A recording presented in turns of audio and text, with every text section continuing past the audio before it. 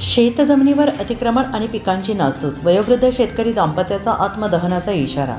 तुळजापूर तालुक्यातील मानेवाडी येथील वयोवृद्ध शेतकरी भास्करराव व्यंकटराव घुगे आणि त्यांच्या पत्नी कौशल्याबाई घुगे यांच्या शेतजमिनीवर अतिक्रमण करून पिकांची नासधूस आणि जीवे मारण्याच्या धमक्या दिल्या जात असल्याचा गंभीर प्रकार समोर आला आहे।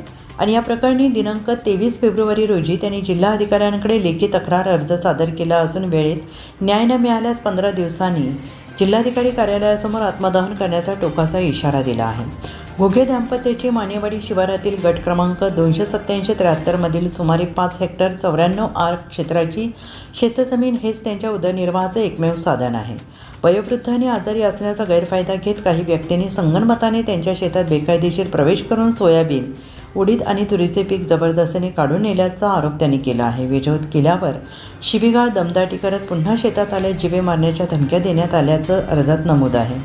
आणि या प्रकरणी दिनांक 26 डिसेंबर 2025 रोजी पोलीस अधीक्षक तसेच नळदुर्ग पोलीस ठाण्यात तक्रार देऊनही ठोस कारवाई न झाल्याचा आरोप करण्यात आला आहे। दरम्यान जिल्हाधिकारी कीर्ती किरण पुजार यांनी तहसीलदार आणि पोलीस प्रशासनास कारवाईचे निर्देश दिल्याची माहिती देण्यात आली आहे।